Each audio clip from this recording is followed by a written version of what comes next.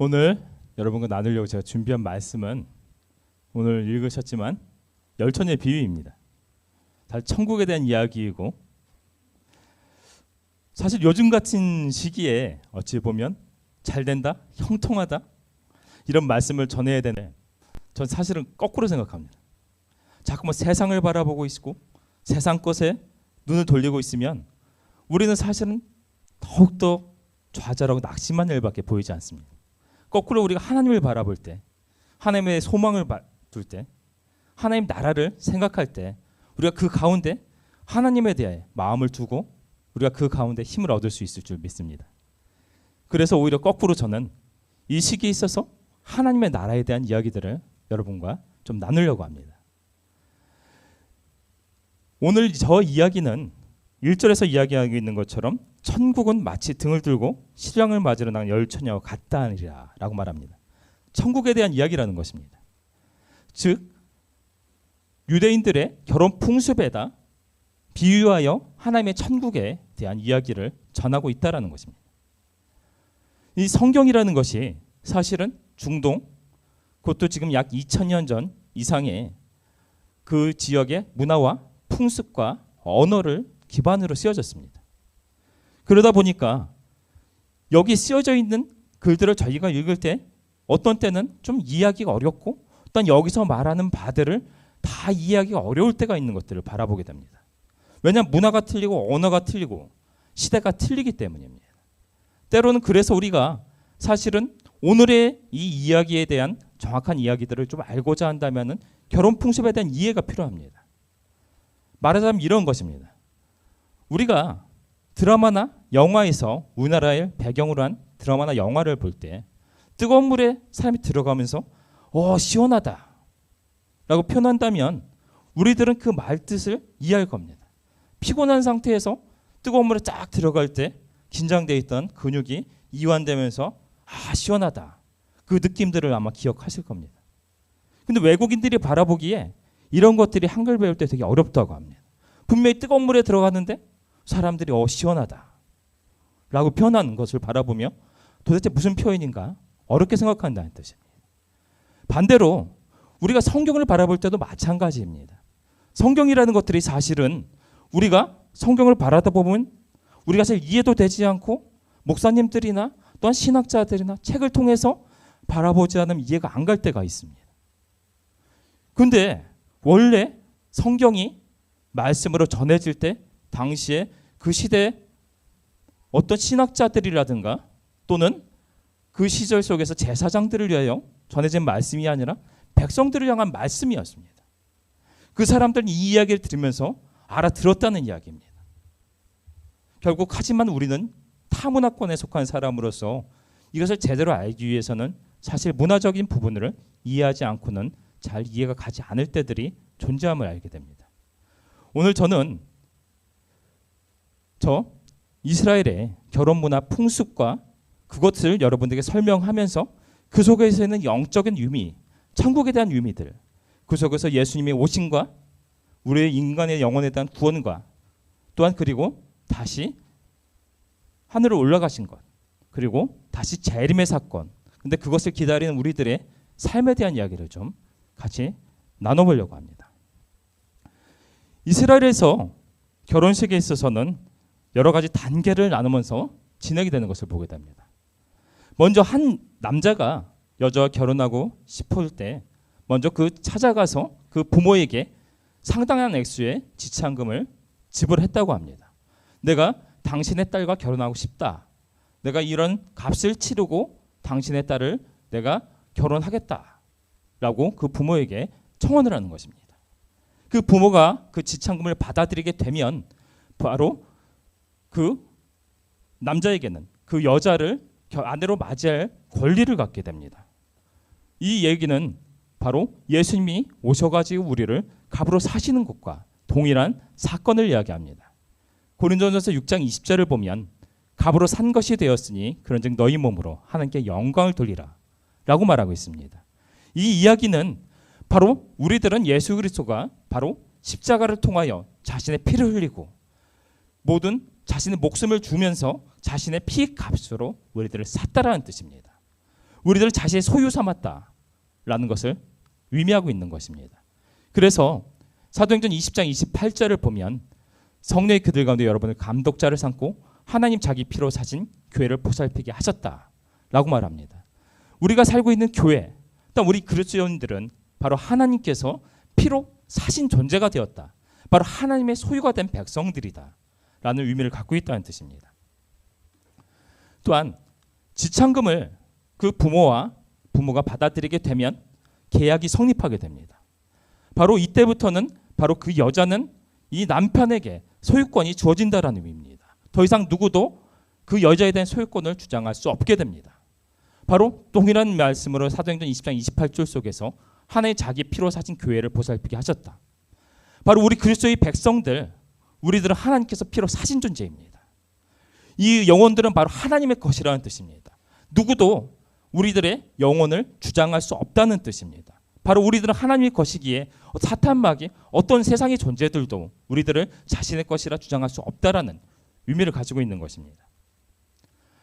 그리고 부모와의 계약이 끝나고 나면 여자에게 찾아가 남자는 포도주 한 잔 따라주며 그에게 청혼을 하는 절차를 거치게 됩니다. 따라주며 고백하는 겁니다. 난 당신과 결혼하고 싶습니다. 바로 이 피처럼 붉은 포도주를 당신이 받아 마실 때 난 당신에게 내 생명을 바치는 것으로 평생 당신의 생명을 바칠 것이며 나의 이 청혼을 받아 나의 부인이 되어주십시오 라고 고백하는 것입니다. 그때 그 여자가 받아들임으로써 바로 남자의 청혼이 승낙될 때 그 여자와 남자와의 모든 청혼의 절차가 끝나게 됩니다. 예수 그리스도께서도 하늘로 올라가시기 직전에 마지막으로 그 제자들에게 만찬을 베푸시며 바로 이 예식은 내 피로 세운 새 언약이라고 말했습니다. 너희들이 이것을 받아 마실 때 나와 새로운 언약을 통해서 나와 하나가 되는 것이며 너희들은 나의 영적인 신부로서 계약을 맺게 되는 것이라 말했습니다. 그래서 너희들은 바로 내가 올 때까지 이것을 통해 나를 기념하라. 나의 신부가 된 것을 기억하라는 뜻이었습니다. 바로 우리가 계약을 받아들임으로 인해서 우리가 예수님을 믿게 되었을 때 우리는 동일하게 바로 예수 그리스도의 영적인 신부로서 하나님과 계약을 맺은 자가 되었다는 뜻입니다. 모든 이런 청혼 절차가 끝나면 남자는 준비를 하기 위해서 자기 집으로 돌아가게 됩니다. 또한 여자에게 마지막으로 자신을 기억해달라는 의미로 선물 주러 돌아가게 됩니다. 이 단계 바로 예수님께서 우리에게 말씀하셨습니다. 요한복음 14장 2절에 3절을 보면 내가 너희를 위하여 거처를 예비하러 가노니 가서 너희를 위하여 거처를 예비하면 내가 다시 와서 너희를 내게로 영접하여 나 있는 곳에 너희도 있게 하리라. 남자가 가서도 마찬가지였습니다. 그가 가서 준비하는 가장 큰 것은 같이 살 집을 준비하는 것이었습니다. 집을 준비하며 같이 살 결혼 준비를 하기 위해서 그는 아버지의 집으로 돌아갔던 것입니다. 또한 그 남자는 자신을 기억해달라는 의미로 선물을 주고 떠나갔다. 그 유다인의 결혼 풍습 속에서 그렇게 말하고 있습니다. 이것은 예수님께서 하나님 나라로 돌아가시면서 바로 선물을 주실 것을 우리에게 약속하셨습니다. 사도행전 1장 4절에서 5절 통하여 바로 예수님께서는 아버지께로 돌아가시며 아버지께서 약속하신 것을 기다리라 말씀하고 하셨습니다. 요한은 물로 침례를 베풀었으나 너는 몇 날이 못되어 성령으로 침례를 받으리라 하셨느니라. 너희들이 혼자가 아니라 내가 너희에게 선물로 성령을 보내드릴 것인데 그가 오셔서 내가 말한 모든 것을 기억하게 하시고 깨닫게 하시고 또 우리 세상 끝날까지 함께 하시며 우리를 바로 하나님께로 인도할 그 분을 우리에게 보내주시겠다 약속하셨다는 뜻입니다. 그러고 나서는 약혼 기간으로 약 1년에서 2년간의 약혼 기간이 두게 되어 있습니다.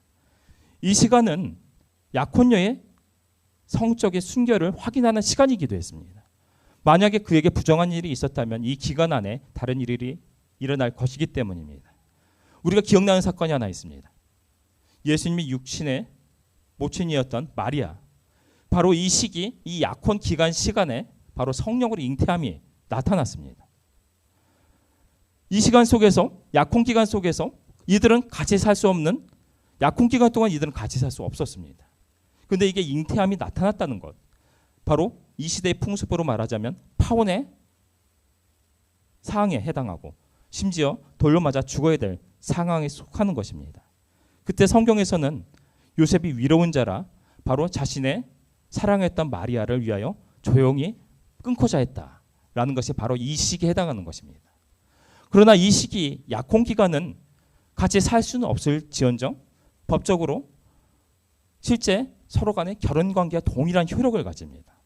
이 시간을 통하여 서로 간의 결혼을 준비하는 기간을 갖게 되는데 이 시간을 통하여 다른 남자, 다른 여자를 서로 바라본다는 것은 간음에 해당할 정도로 이것은 완전한 결혼에 해당하는 시간이었다는 것입니다. 이 시간을 통해서 서로 간을 기다리며 서로 간의 영적으로 순결함을 통해서 서로만을 바라보고 기다려야 되는 시기인 것입니다. 예수님께서는 2000년째 우리를 위하여 자신의 목숨을 내어주시고 그리고 하늘로 올라가셨습니다.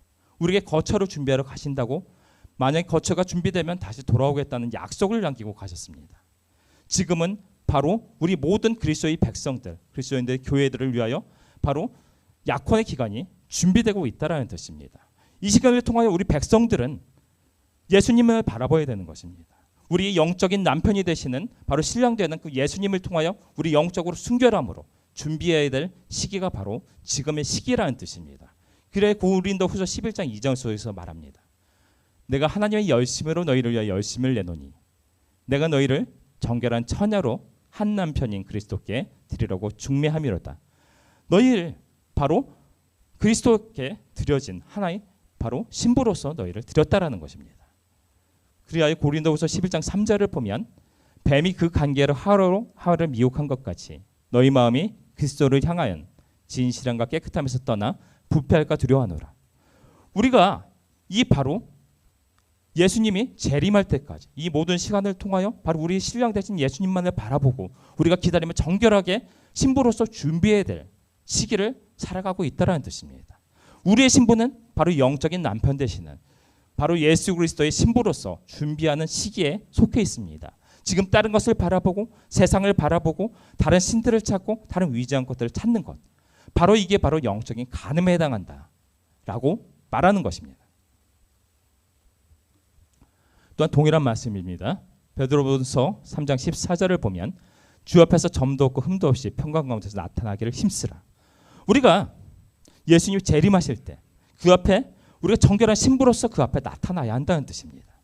우리들은 정결함으로 준비하여 바로 예수님께서 다시 오실 때 그 앞에 정결한 신부로서 준비되어 나아가야 할 것입니다. 많이 아시는 구절일 겁니다.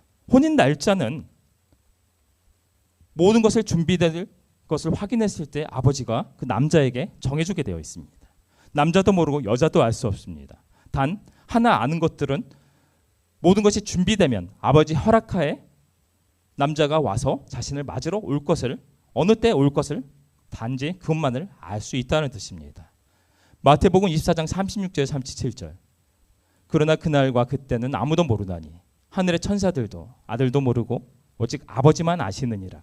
노아의 때와 같이 인자의 임함도 그러하리라 라고 말합니다. 우리에게 주어진 약속은 바로 예수님께서 다시 오신다는 약속입니다. 우리를 맞이하여 완전한 하나님의 백성으로 자신의 신부 삼아 데려가기 위해서 바로 천국에서 혼인잔치를 통해 너희들이 완전 하나님의 백성으로 회복시키기 위해서 돌아오시겠다는 약속을 남겼다는 것입니다. 우리가 모든 것이 준비될 때 그 날짜는 바로 예수님도 모르고 우리도 모르지만 바로 하나님께서 정하신 그때 어느 날 분명히 우리에게 바로 정하신 그날에 예수님의 재림이 이루어질 것이라는 뜻입니다. 그날에 노아의 때와 같이 인자의 임함도 그러하리라 말씀하신 것처럼 우리가 이 세상에서 바로 그날을 바라보며 준비하고 있을 때 어느 날 바로 예수님의 임함이 바로 저처럼 노아의 홍수 때와 같이 이처럼 임할 것이다 라고 말씀하시는 것입니다. 오늘의 사건이 바로 이번 7단계에서부터 이어지는 것을 보게 됩니다. 모든 것이 준비되어 아버지 허락을 받을 때 신랑은 차제 신랑의 들러리들과 함께 신부를 맞으러 오게 됩니다. 보통 한밤중에 그들이 나타나게 되는 경우가 많이 있었다고 합니다. 특히 광야 지방에 있는 마을들 같은 경우 밤부터 새벽까지 결혼식을 밤새워서 진행하는 경우도 많았다라는 기록들이 남아 있습니다. 그때 신랑이 그 마을 앞에 나타나면 그때 신랑의 들러리들이 뿔나팔을 불며 소리치는 것입니다. 오늘 마태복음 25장 6절에 있는 것처럼 보라 신령이로다 맞으러 나오라. 바로 이 모든 마을에 신랑이 왔음을 알렸다는 뜻입니다. 예수님께서 우리에게 돌아오실 때도 마찬가지입니다. 데살로니가 전서 4장 16절과 17절 속에서 바로 예수님이 재림하실 때의 모습을 그리고 있습니다. 주께서 호령과 천사장의 소리와 하나님의 나팔 소리로 지 하늘로부터 강림하실 것이다. 그리스도 안에서 죽은 자들이 먼저 일어나고 그에 우리의 살아남은 자들도 그들과 함께 구름 속으로 끌어올려 공중에서 주를 영접하게 하시리니 그리하여 우리가 항상 주와 함께 있으리라. 우리 마지막 때 있을 모습이라는 뜻입니다. 바로 신랑이 신부를 맞으러 온 것처럼 우리 마지막 때 예수님이 우리를 맞으러 오실 때 천사장의 나팔 소리와 주의 호령 소리가 우리를 맞으러 나타나실 것이다. 그때는 아무도 모르나 우리는 항상 그때를 생각하며 준비하고 있어야 된다라고 말씀하시고 있는 것입니다. 그리고 신랑이 이처럼 나타나게 되면 열처녀의 임무가 시작됩니다. 사실 오늘 여기 1절 속에서 나오는 이 열처녀는 정확히 말하면 신부들이 아니라 신부의 들러리들입니다. 들러리라고 하면 우리가 지금 이 시대 속에서 들러리는 신부를 보조하는 보잘것없는 역할처럼 느껴질 수 있지만은 이 시대에 있어서 들러리 역할은 굉장히 큰 것이었습니다. 젊은 처녀들에게 있어서 들러리는 굉장히 영예롭게 여긴 직분입니다. 이들은 신부를 도와서 들러리로 선택되고 나면 항상 신랑이 언제 올지 그것을 준비하고 기다리고 있어야 됐습니다. 어느 날 신랑이 나타나 바로 신랑이로다 라는 말을 들을 때 그들은 저처럼 등불을 켜고 나아가 신랑을 신부에게로 데리고 갔어야 합니다. 그리고 다시 본 예식은 신랑의 집에서 일어나기 때문에 신랑과 신부를 앞서 바로 10명이 저 등불을 밝히며 그들을 앞서 결혼식장으로 가며 온 사람들에게 이들의 결혼식을 알리는 역할을 했습니다. 바로 이 모든 중대한 이 결혼식에 있어서 이 결혼식을 모든 사람한테 알리는 중대한 역할을 감당하고 있었다는 뜻입니다. 그런데 오늘 말씀 속에서 보면 5절 신랑이 더디움으로 다 졸며 자고 있었다. 하지만 5명 그 중에서도 졸고 있는 중에서도 지혜로운 처녀들은 충분한 기름을 준비하고 있었고 또 반대의 어리석은 처녀들은 기름을 준비하고 있지 않았다라고 말합니다. 근데 갑자기 어느 때 신랑이 나타나 신랑이 왔다라고 소리치는 겁니다. 이들은 맞으러 나가야 됐습니다. 그러다 보니 반대편 어리석은 처녀들은 자신의 등불이 꺼져가는 것을 발견하게 됩니다. 그래서 지혜로운 처녀들에게 너희 것을 나누어 달라. 근데 지혜로운 처녀들 입장에서 바라볼 때 이러다가는 서로 나누다 보면 신랑의 집까지 인도할 만한 충분한 기름이 없는 것입니다. 그러니 그것을 거절하고 너희들은 차라리 사오도록 해라. 그때 어떤 일이 일어납니까? 10명의 처녀들을 통해서 이 신랑 신부의 앞길을 인도해야 되는데 이 5명의 미련한 처녀들로 인해서 5명만이 이 신랑을 인도하게 되었습니다. 혼주의 입장에서 신랑의 입장에서 치욕적인 일이 되고 마는 겁니다. 자신의 결혼식을 빛내줄 10명의 들러리 중에 반이 자신의 어리석음으로 인하여 준비를 하지 않고 결혼식을 초라하게 만들어버렸습니다. 이 처녀들은 자신이 준비하지 않았음으로 인해서 바로 혼주를 신랑을 치욕스럽게 만들고 그들은 자신이 영예스럽게 참가했어야 될 그 신랑 신부의 행진에 참가하지도 못했습니다. 또한 그들은 나중에 찾아갔으나 결혼식 후에 있게 될 그 천국 잔치에도 참석하지 못하는 자들이 되었습니다. 치욕을 느낀 신랑은 나중에 찾아온 그 모든 5명의 신부들을 받아들이지 않았음을 보게 됩니다. 마태복음 25장 11절 속에서 그 후에 남은 처녀들이 와서 이르되 주여 주여 우리에게 열어주소서. 대답하여 이르되 진실로 너희에게 이르노니 내가 너희를 알지 못하노라. 그들은 모두 초청을 받은 자들이었지만 행동은 틀렸습니다.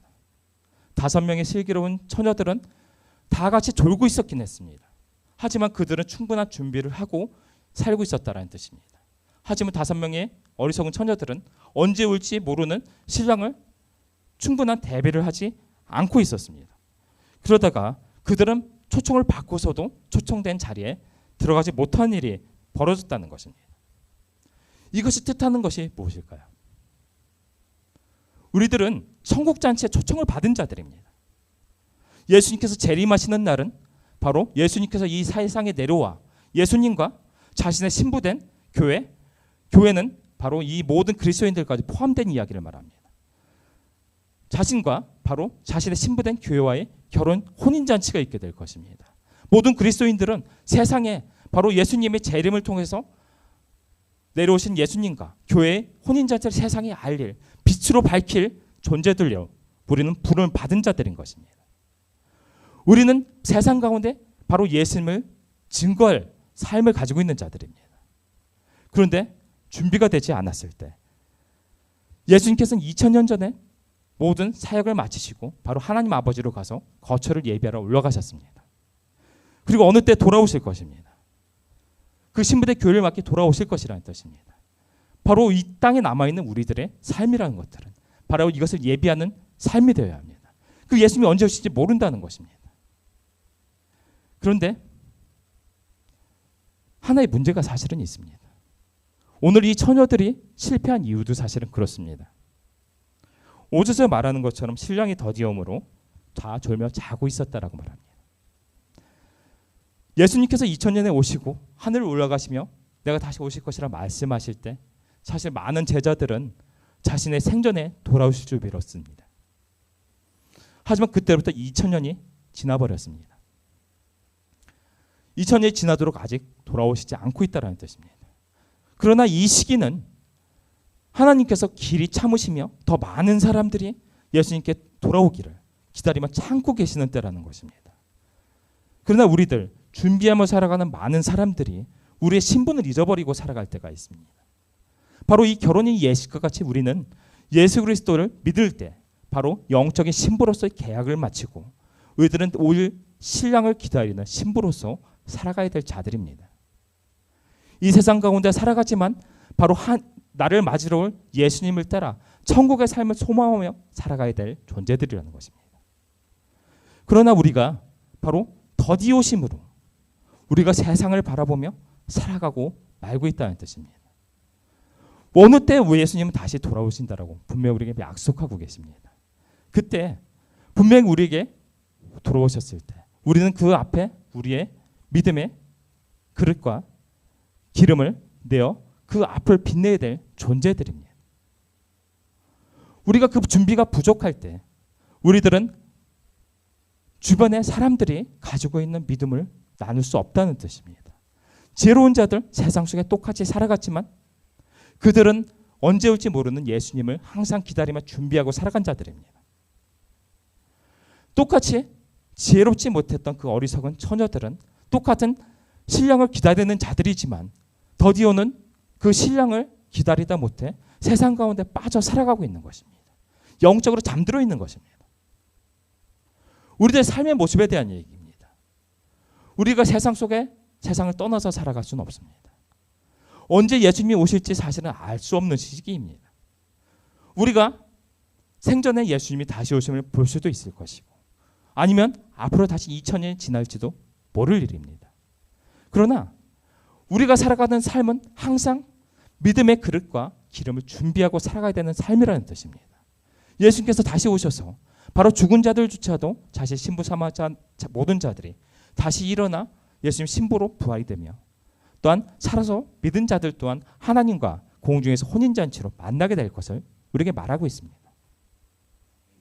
우리는 항상 어느 때에 바로 그 사건이 벌어질지라도 하나님께서 부름대로 우리는 그것을 증명할 수 있는 삶을 살아가야 된다는 뜻입니다. 그러나 우리들은 너무나 많은 것들을 잊고 살아갑니다. 마태복음 24장 24절 속에서는 이렇게 말합니다. 할 수만 있으면 택한 자들도 미혹하리라. 세상 속에서 자꾸만 우리 믿는 자들까지도 세상을 바라보게 만든다는 뜻입니다. 세상을 바라보고 근심하게 만들고 세상의 것들로 인하여 욕심내게 만들고 세상의 것들을 추구하며 살게 만듭니다. 그 전에 우리가 먼저 바라봐야 될 것, 우리들의 본향은 바로 하나님의 나라에 있으며 그 나라를 소망하며 살아가야 될 백성들이라는 뜻입니다. 지금의 시기는 더욱더 조심해야 될 때인 것 같습니다. 지금 환란의 시기, 경제적으로나 질병적으로 너무나 어려운 시기, 바로 이러기에 더욱더 하나님을 믿기보다 세상을 근심으로 인하여 세상을 따라 살아갈 수밖에 없는 때라는 것입니다. 우리에게 필요한 것은 육신만 깨어있는 존재가 아니라 영으로 깨어서 하나님 나라를 바라보아야 할 때입니다. 그래서 우리가 어느 때에 오실지라도 바로 주님 앞에 합당한 우리의 분량을, 기름의 분량을 통해서 하나님을 증거할 수 있는, 하나님의 빛을 드러낼 수 있는 자녀로서의 삶을 살아가야 된다는 뜻입니다. 우리 여기 앉아있는 모든 자들은 바로 십자가 복음을 받음으로 이 자리에 나와 있습니다. 재림의 주님을 기다리는 자들입니다. 마지막 때에 마태복음을 통해서 그 심판의 자리를 통해서 양과 염소를 나눈다고 말씀합니다. 근데 이 말씀은 믿지 않는 자들을 향하여 주신 말씀이 아니라 믿는 자들을 향해서 하셨던 말씀입니다. 믿는 자들, 이처럼 앉아있지만 우리 안에도 양과 염소가 존재할 수 있다는 뜻입니다.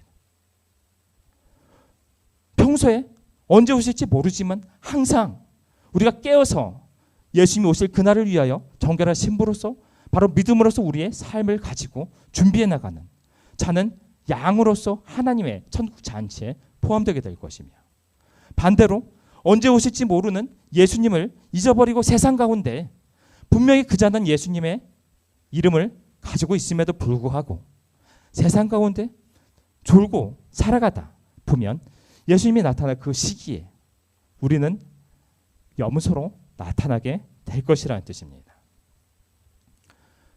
오늘의 그 어리석은 처녀들은 초대받고도 마지막 순간에 신랑이 나타났을 때 자기의 부족함을 그때 채우고자 했지만 채울 수 없었습니다.